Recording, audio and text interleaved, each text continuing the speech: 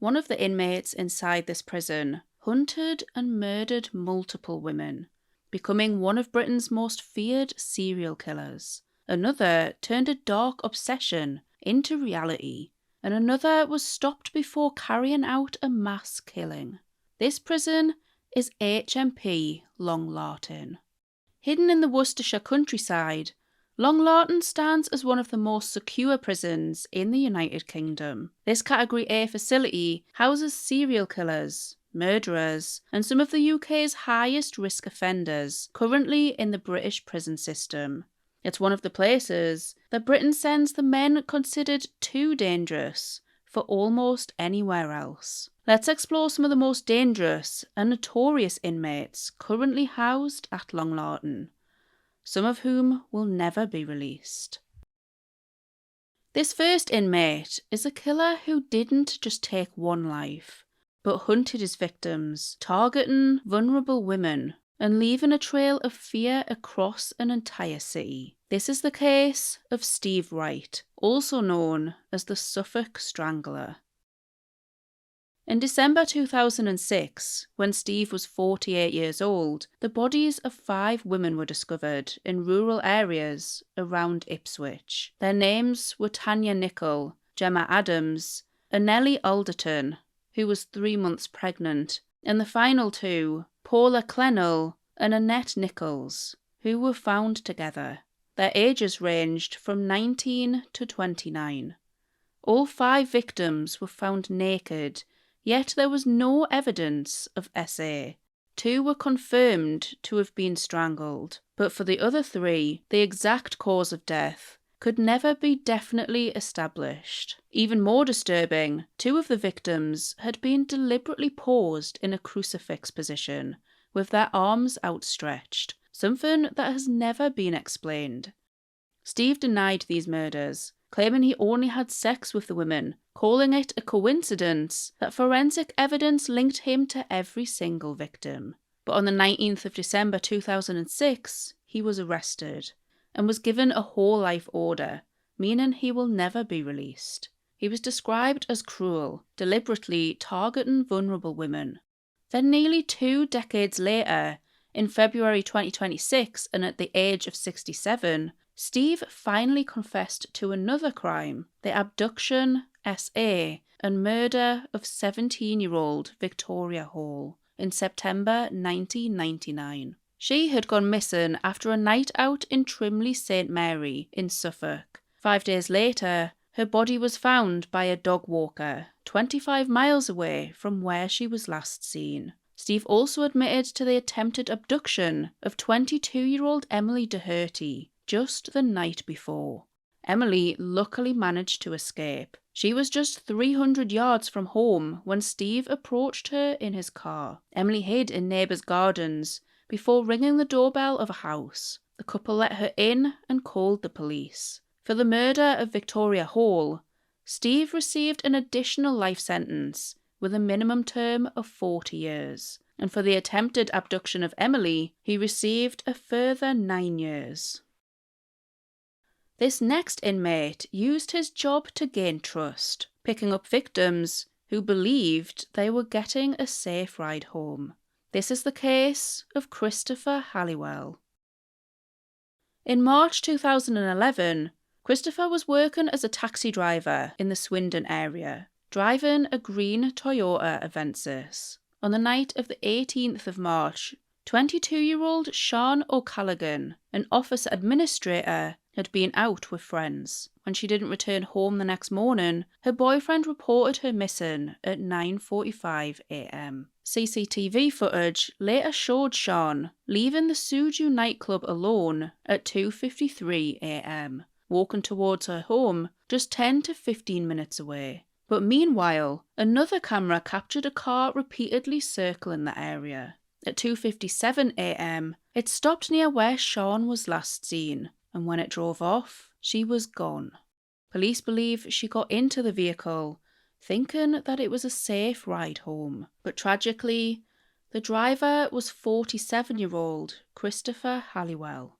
At 2:13 a.m, He had already turned off his taxi handset, and instead of heading home like he claimed, he drove around the streets, looking for a victim. He then drove 20 miles away to Savernake Forest, where he murdered Sean. What makes it even more disturbing is what he did next. While Sean was still missing, Christopher placed a police appeal poster of her in the back window of his taxi to appear as though he had no involvement. Eventually, investigators identified his vehicle and began covert surveillance. They watched as he cleaned the rear seats of his car, disposing of seat and headrest covers, on which tests later confirmed the presence of Sean's blood. On the 24th of March, Christopher was arrested in an Asda car park, just as he was about to pick up a fare. Police drove him to a remote area, hoping to get answers. And that's when he broke. He confessed in the car and led officers to Sean's body, which was found later that same day. But it didn't end there. While still with police, Christopher referred to himself as a sick fucker and then asked, "Do you want another one?" He then confessed to the murder of 20-year-old Rebecca Godden Edwards, known as Becky. She had last been seen on New Year's Day in 2003 after a night out with a friend. Her struggles with addiction had led her into sex work, and contact with her family had become sporadic. When she disappeared, they believed she had simply moved away, holding on to hope that she would one day return. But instead, 8 years later, Christopher led police to a 40-acre field known as Oxo Bottom Field, near Eastleach in Gloucestershire. There, her remains were found in a shallow grave. Christopher had known Becky and was regarded as a regular client. That night, he approached Becky outside the Destiny and Desire nightclub, and according to her friend, when he refused to leave, Becky reluctantly got into his taxi. He then drove her to somewhere remote and killed her. Days later, he even visited a GP with scratches on his face and a swollen hand, claiming it had came from a fight with a customer. But despite confessing, Christopher initially evaded justice for Becky's murder. The officer leading the case, Detective Steve Fulcher, made a controversial decision, choosing not to formally caution Steve, fearing that he would stop talking. But that decision came at a cost, and his confession couldn't be used in court. Fulcher later resigned, but Becky's mother went on to praise his actions. Firstly, I would like to thank from the bottom of my heart Steve Fulcher for bringing my little girl home. I will always respect him and will be indebted to him for making that moral decision as a police officer. But he should never have suffered the terrible consequences, loss of reputation and career for doing such a thing. It took another 5 years and the requirement of new forensic evidence before he was finally convicted. Soil found on a spade in Christopher's home enabled just that. But then, despite his earlier confession, and with this new evidence, he denied the murder of Becky. He now claimed that drug dealers were responsible, and that he was merely their transport. But the court rejected his story, and found him guilty of the murder of Becky Godden Edwards. For the murder of Sean O'Callaghan, Christopher received life imprisonment with a minimum term of 25 years. But 5 years later, with the guilty verdict of Becky's murder, his sentence was upped to a whole life order, meaning he will never be released. Our next inmate lived a double life, a musician on the outside, but someone secretly obsessed with murder. This is the case of Cody Ackland. On the surface, Cody appeared normal. He was a guitarist in a local indie band called Rakuda, named after a bar in Plymouth. But behind that image, he was secretly obsessed with death, murder, and killers. On the 20th of November 2021, 18-year-old Bobbi-Anne McLeod was waiting at Brampton Road bus stop in Lyburd in Plymouth. She was on her way to meet her boyfriend. Bobby was last seen there between 6:05 and 6:15 p.m. Her phone and her iPods were later found at the bus stop at around 7:15 p.m. and handed to a bus driver. They were assumed to have simply been lost. At 9 p.m, her boyfriend called her family asking if she was still at home, and that's when they realised that something was terribly wrong. They went out looking for her, but they found no answers. Days passed, and the family were no closer to finding Bobbi until, on the 23rd of November, Cody walked into a police station and confessed. He led officers to her body. He told police that he seen her standing at the bus stop that evening while driving through the area. He stopped and attacked her with a claw hammer.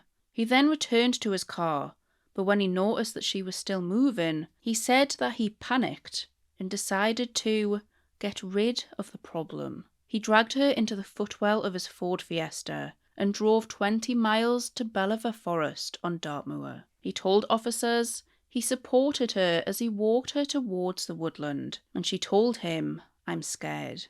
What followed was described as a prolonged and frenzied attack. He struck her multiple times with the hammer, and when he realised that she was still breathing, he stood on her neck to suffocate her. Afterwards, he burned her bag, placed her body in the boot of his car, removed her clothing and jewellery, and drove 30 miles to Bobbi-Anne, where he dumped her body down a wooded embankment. Her clothes were later found in an allotment, his bloodstained trainers were found in his wardrobe, and her blood was discovered inside his car. But disturbingly, for days, Cody carried on as normal.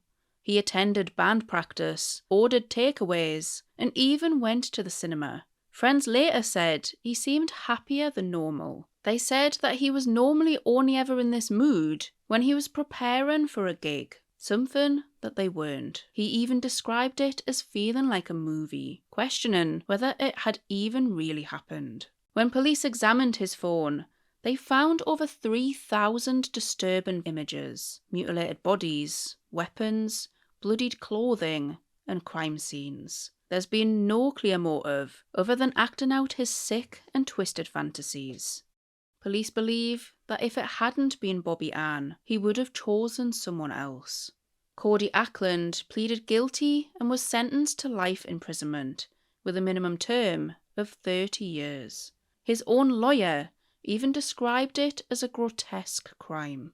Bobbi's family have said, "Bobbi was a beautiful girl who lit up our lives and lit up the lives of everyone she ever met. She was kind, funny, and loyal.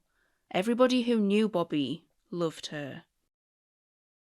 This next inmate was released from prison, and just 9 days later, he was prowling the streets for a victim. This is the case of Jordan McSweeney. At just 29 years old, Jordan was already well known to police. He had 28 previous convictions for 69 offences dating back to 2006, including assault, racially aggravated offences, and violence against police. A criminal history that began in his teens, and a pattern that had never been broken.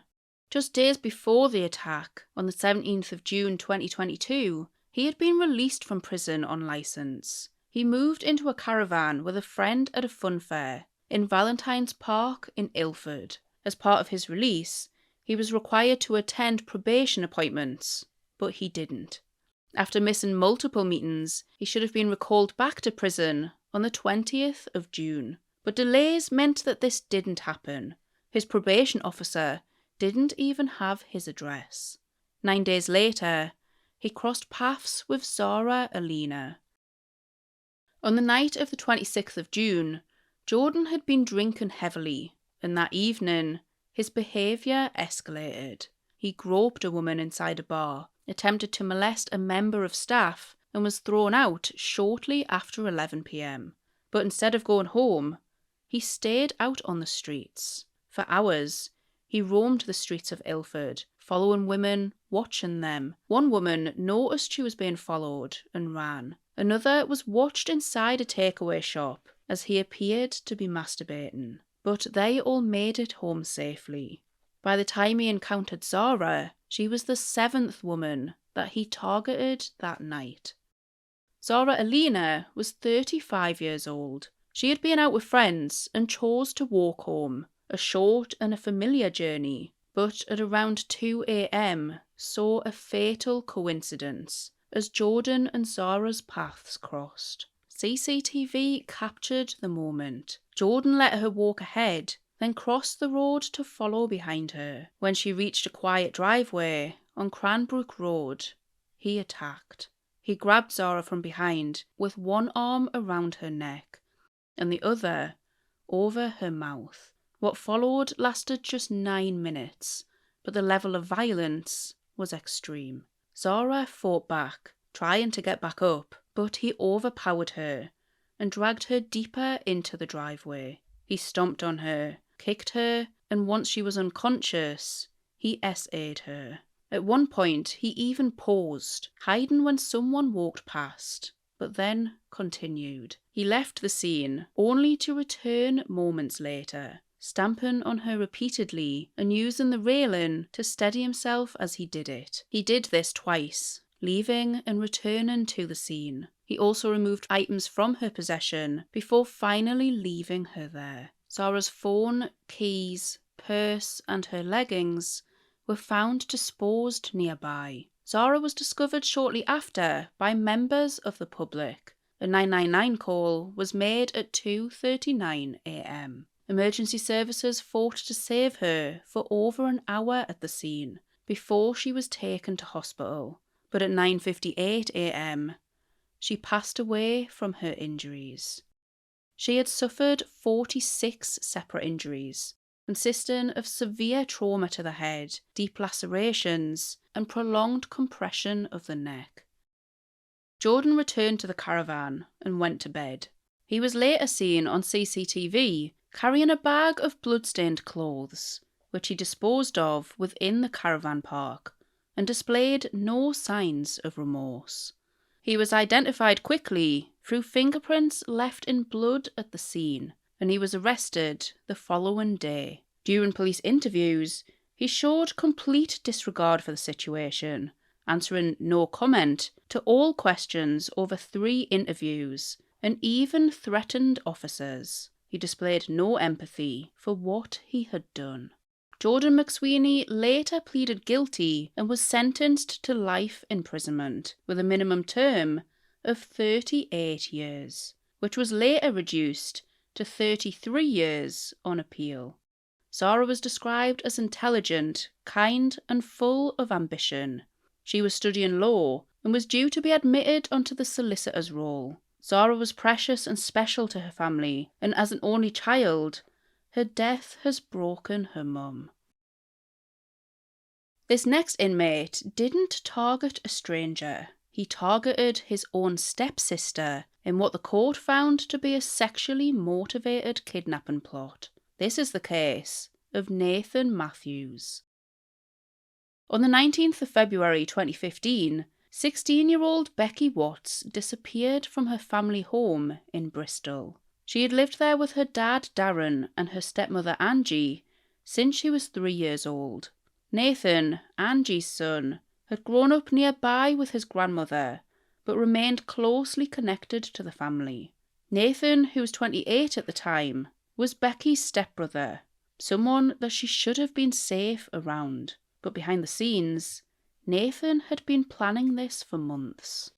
Messages between him and his girlfriend, 21-year-old Shauna Ho, revealed disturbing conversations about the desire of kidnapping teenage girls, something he later tried to dismiss as not serious. On the 19th of February, Becky was alone at home in her bedroom. Nathan entered her bedroom wearing a mask, armed with a stun gun, tape, and handcuffs. He restrained Becky and covered her eyes and mouth with tape. But tragically, during the struggle, Becky stopped breathing. Nathan later claimed that it was an accident, that his intent was just to scare and shock Becky to make her change how she treated his mum. But prosecutors rejected that completely, describing his account as nonsense. Becky had been suffocated in her own bedroom, killed inside the place that she should have felt safest. But what followed was even more disturbing. He placed her body into a suitcase, loaded the suitcase into his car, and drove back home. And while her family were searching for her, he was already covering it up. The next day, he visited B&Q and bought a circular saw, gloves, face masks, and cleaning products. And over the following days, he continued buying items: rubble sacks, cling film, and duct tape. Back at his home, in his bathroom, he used the circular saw to dismember her body, reportedly closing his eyes as he did it. He then wrapped the remains in cling film. Her dismembered body was eventually found on the 3rd of March, hidden in suitcases in a neighbour's shed. Becky had suffered multiple injuries, including 15 stab wounds to her abdomen, inflicted after her death. Becky's dad, Darren, has said, "These family members sat in our home, knowing what they had done, and watched my very public descent into madness and despair. They said nothing and carried on with the pretense of helping us, and showed no emotion at all." Nathan later admitted to killing Becky, but denied murder, claiming that it was accidental. He also denied the conspiracy of kidnap, and also insisted that he acted alone. There are a couple of ways. Are you gonna have to read that statement? No. There are a couple of ways we could get around this. Obviously, I don't want that to be read to someone.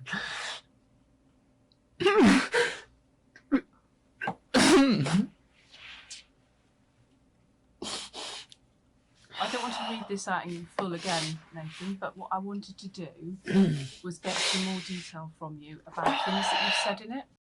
His girlfriend Shauna claimed that she had no idea what he had done, despite being in the house at the time of the kidnap. Nathan said that she was in the garden, so she wouldn't have heard anything. But the court found otherwise. She was convicted of manslaughter and sentenced to 17 years. She was released on licence in 2023 after serving 8.5 years. Nathan received life imprisonment with a minimum term of 33 years. Family have said that Becky had only just started to enjoy life as a fashion-conscious teenager after overcoming anorexia and the crippling shyness of her childhood. They described her as a big-hearted girl who was full of life. Not every inmate inside this prison carried out their attack. Some were stopped before they even had the chance, a man who blamed the world for his failures. But what they planned was just as terrifying. This is the case of Liam Lyburd. Liam was just 19 years old, living with his mother and sister in Newcastle, not far from St James's Park. Neighbours recalled him as a loner and reclusive, but behind closed doors, something dangerous was developing. In 2012, he enrolled at Newcastle College to study maths and English, but within just 5 weeks, he was expelled, described as disruptive with shocking behaviour. After that, Liam withdrew almost completely. He spent months inside his bedroom, rarely ever leaving, and during that time, a grudge was forming, and eventually, a plan. On Facebook, under the name of Felix Burns, he posted increasingly disturbing messages, one of which stated, "My fantasies are becoming a reality. I'm going to snap very soon." Some people he spoke to online became concerned, and one woman even contacted police that same day. Officers visited his home and immediately became suspicious of his behaviour. After receiving the tip-off about items buried in the garden, they carried out a full search, and what they found confirmed their fears. At his home in Hamilton Place, police would later discover an array of weapons: pipe bombs, explosive devices, CS gas, a Glock handgun, and 94 hollow-point bullets. They also found what was described as a kill bag, containing a balaclava, overalls, and improvised explosive devices packed with nails. Police later recovered a deleted file from his computer titled Newcastle College, and inside it was a graphic description of a planned attack. He wrote, "People will die. There's no question about that."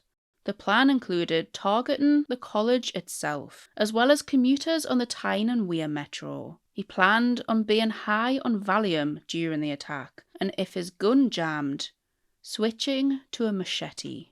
He also wrote, "You people ruined my whole life. Don't expect me to show mercy." Liam had been using the dark web to buy weapons with Bitcoin, even joking that buying a gun was like buying chocolate. He claimed he never intended to hurt anyone, that it was all just talk, but the jury didn't believe him.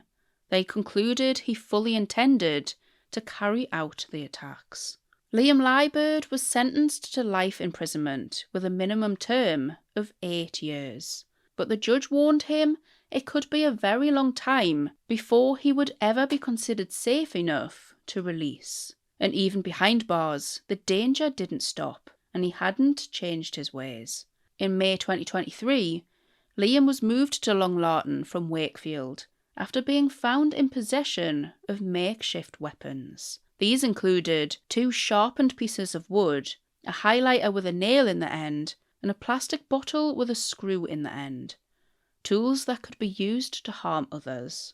For this, Liam received an additional 7 years and 4 months to be served after his current term. One of the most dangerous inmates inside this prison continued to kill, even behind bars. This is the case of Victor Castigador, also known as the Human Torch.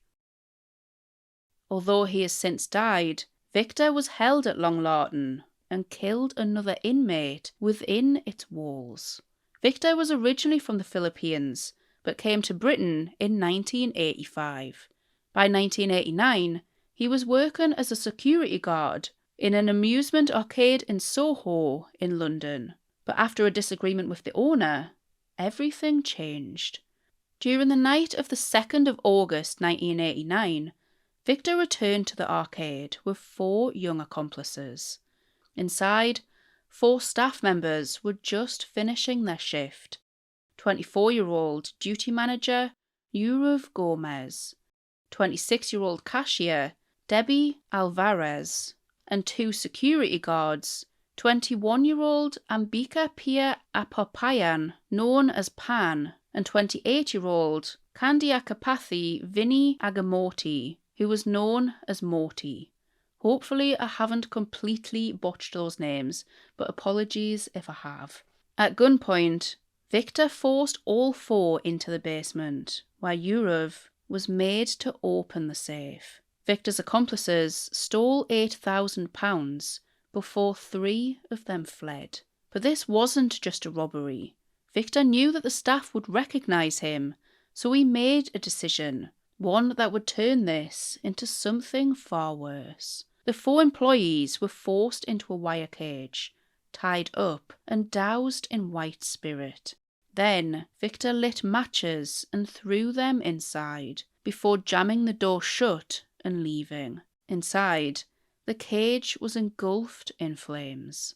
Yurav somehow managed to break free from his ties and dragged Debbie towards the door, where they clung to the small gap at the bottom, desperately trying to breathe. The next morning, staff arrived at around 8 a.m. to the smell of smoke and faint screams. Tragically, Pan and Morty were pronounced dead at the scene. They had passed from burns and asphyxiation. Debbie and Yurav survived, but both suffered severe burns. Debbie, barely able to speak, managed to say just a few vital words. Victor did it. Victor was arrested along with his 4 accomplices, Calvin Nelson and Paul Clinton, along with their girlfriends, Karen Dunn and Alison Woodside. Their sentences ranged from 3 years to life imprisonment for their roles. And Victor was sentenced to life with a minimum of 25 years, which was later increased to a whole life order. But prison didn't stop him. In 2006, he stabbed another inmate in the eye with a makeshift weapon. Then in 2016, While held at Long Lartin, he killed again. His victim was fellow inmate Sidonio Teixeira, a man serving life for the murder of his own 3-year-old daughter. Victor had already threatened him, saying he would do something bad, and on the 20th of June 2016, he followed through. He took a stone from the prison aquarium and placed it inside a sock. Then he used it as a weapon, striking Sidonio repeatedly in the head. Afterwards, Victor told the prison officers that the man deserved to die and said if he had survived, he would have done it again. For that murder, Victor received a second whole life order, and following this attack, he was moved to HMP Woodhill. And in March 2017, after suffering a stroke, he died from a heart attack. As always, we've only just scratched the surface of these cases, so let me know if you'd like to hear any of these cases in more depth, with more focus on the victims and who they were.